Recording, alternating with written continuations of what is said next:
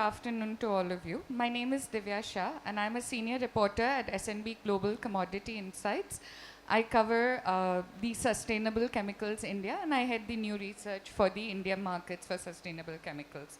It is my absolute honor to be here to share with you some critical insights on my presentation, Unlocking the Value, the Role of Price Discovery in the Recycled Plastics Market.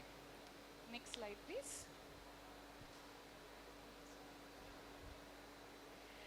During my presentation today, I will discuss the Platts Global Recycled Polymer Price Offerings, provide insights into our pricing methodology, address current challenges in the global recycled polymer price markets in light of the 2025 legislations, and highlight some key takeaways for your consideration.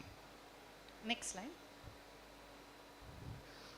Over the past few decades, there have been significant increases in the recycled markets, and rightly so, particularly in the context of sustainability and environment responsibility. In response to this growing trend, we have a complete and suite of assessments which addresses the increasing commoditization in this space and continue to research further into newer markets, reflecting our commitment to providing comprehensive and relevant data in this ever-evolving market. This market is driven by increasing environmental awareness, regulatory pressures, to reduce plastic waste, and industries are embracing recycled polymers not just as sustainable alternatives but as a competitive material that meets quality standards comparable to virgin plastics. Furthermore, our pricing data is a crucial resource for government officials who rely on our prices across our various commodities to settle their long-term and negotiate their long-term contracts. Approximately 60% of the world's Brent crude prices settle off our prices. This reliance not only emphasizes the credibility of our assessments, but also highlights our role in shaping the future of the recycled plastic markets. These benchmarks provide brand owners and end users to understand their buying decisions and selling decisions better, and have opened up abilities for various market players to understand arbitrage opportunities to make use of the resources best available to them. Next slide. Now for some detailed insights on how we define a Platts assessment. A Platts definition of a price assessment for any commodity is threefold: a transparent methodology and assessment process, participation from a wide variety of participants, this means you and your peers, and the reporting by an unbiased third party, that is us. Key characteristics of our price assessments include the fact that we are open to market scrutiny. I will share that a little more in detail later. And consistent efforts that consistently reflect our market value. Our assessments are powered by granular and verifiable price data, and we also look at the broad and complete industry participation of the entire product chain, meaning the buyers, sellers, traders, producers. We remain an independent and impartial third party to share these prices, and we also have an auditable price assessment process. The snapshots on the right highlight our specification guide, which you can find on our website, which clearly outline how each assessment is considered, the specifications behind each assessment. Before we proceed further, I'd like to highlight the two essential principles. Price is a function of time, and transparency. These are the two key essential foundations of the Platts price assessment.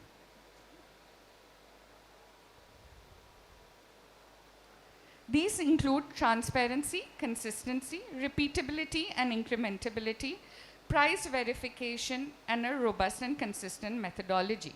Now, when we say transparency, we want to share with you the exact details of the assessment, the specifications. When we say repeatability and incrementability, we mean that, these assessments are not any special deals concluded due to special relationships. They are repeatable. They should be repeatable at the same level in the market. Incrementability is applicable to some of the more liquid markets when we say that prices should move up in certain set levels as well, and that guidelines are also shared for each product on our website.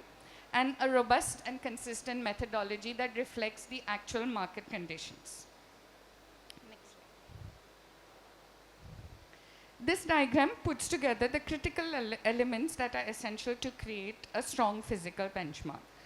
Following the international trading norms leads to the convergence of markets around established standards, which subsequently then enhance liquidity and encourage participation in trading activity based on these norms.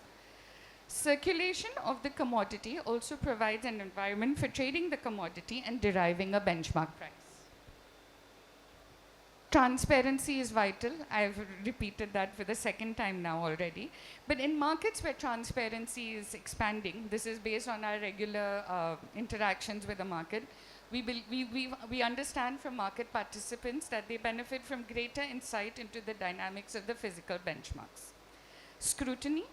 A benchmark price has to be able to withstand scrutiny from market participants, regulators, governments. We need to be able to share, explain, and we're open to debate on a price assessment. Once market participants see that prices are meeting these criteria, it gives them confidence to accept these benchmarks into their businesses. All of this means that the physical pricing methodology need to be applied rigorously, regularly reviewed, and aligned to trading practices that are ever so evolving in the markets that we serve.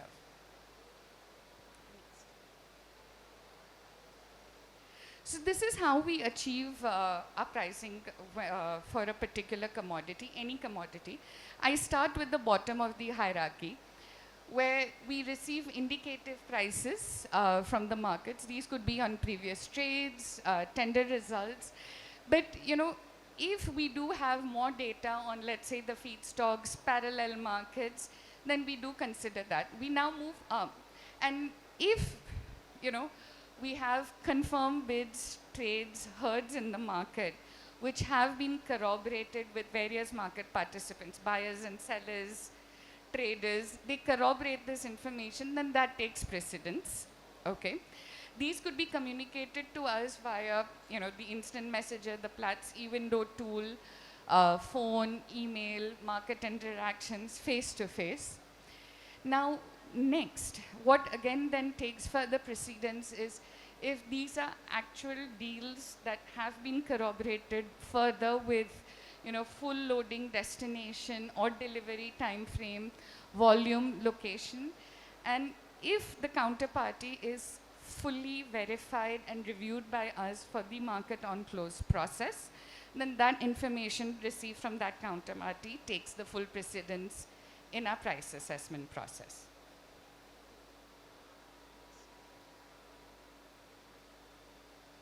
Now onward to some pricing history. I think that might be of interest to many of you all also.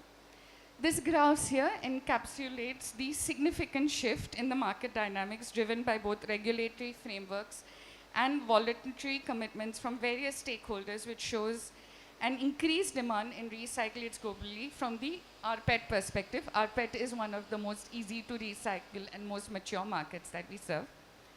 As we are aware, in recent years, there has been a marked increase in the demand for recycled materials. Prior to the SUPD, Single-Use Plastic Directive in Europe, and closer home, the PWM 2025 EPR, many companies were already adopting voluntary sustainability goals, committing to higher percentages of recycled contents in their products as part of their broader corporate social responsibility. This trend was not just about compliance, but also about meeting consumer expectations, as increasing number of consumers are now trying to prioritize sustainability as a part of their purchasing decisions. These legislative targets have been accompanied often by penalties across the globe for non-compliance, further driving the urgency for such companies to adopt recycles in their supply chains. In recent times, we have also observed that emerging markets like Brazil and Mexico have seen increased amount of volatility in their prices as compared to some of the more established markets. Southeast Asia and India rPET markets remain supported by Southeast Asia remains supported by lack of mandates. India not so much anymore. But we remain supported by strong local demand, lower cost, and you see the volatility is a little less, but the markets are still growing stably. However,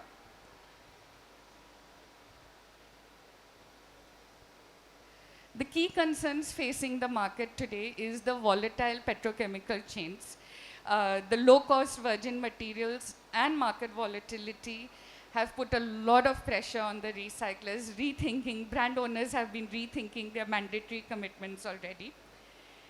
And limited clarity and enforcement of penalties when 2025 actually approach have impacted many of the recyclers and their run rates also. Pricing, I'll just show you on the next slide. Now, this is a European snapshot with a little bit of Southeast Asia where we are assessing the virgin PET.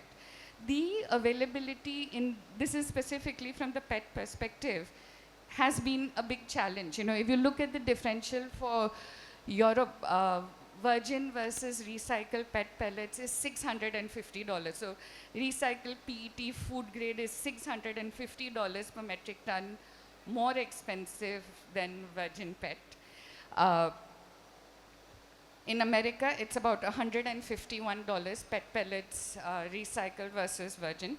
Closer home, we hear that it's about 85 to 90 rupees a kilo for virgin food grade PET, and recycled PET pellets are in the range of 110 to 115 kilos per kilo. So this is having an impact. The penalties are not stiff enough to encourage immediate adoption, but we believe that this will happen this is a medium term constraint, and we hope that this corrects itself.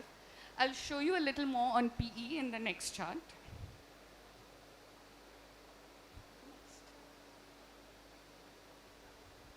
This is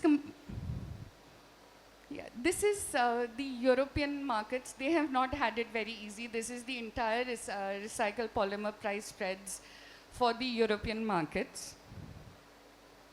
I think only our LDPE is in the negative territory, which is not seeing much demand. Otherwise, all of them are strongly positive, and even their brand owners are not finding it easy to take in this recycled material.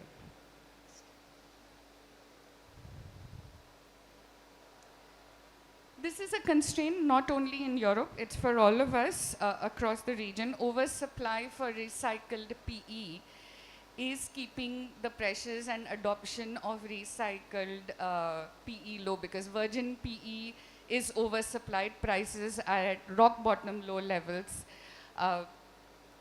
Brand owner, again, I spoke about this yesterday evening, I think enforcement after legislation is there, but enforcement, stricter and stiffer penalties is critical.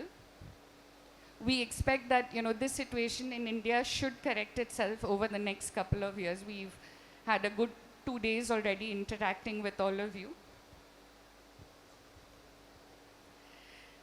Southeast Asia, we have been assessing the recycled PE market already. There have been a lot of recyclers which we are speaking to, and there is no mandates, and what they are doing is exporting to the US and Europe. The arbitrage is very clear from the chart as well. Here I'd just like to add a little more. The global market in Europe is mixed. While some US recyclers in the PE market, they have shut down operations at there and in their US plants, they are focusing their operations in Europe.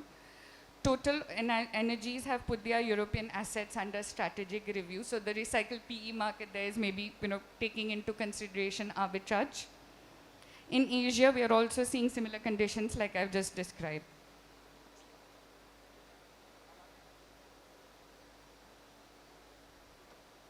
In the recycled PP market as well, weak demand is affecting this market. This is again a European price marker. We don't have too much from the Asian perspective.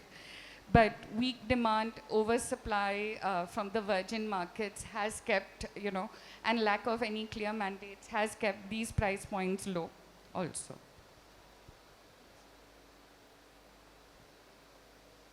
Now, I'd like to summarize. I think I've brought about some critical points. I think one of them is quality control. That's something that we hear in the market also, that consistent quality will be a critical factor in helping this market move forward.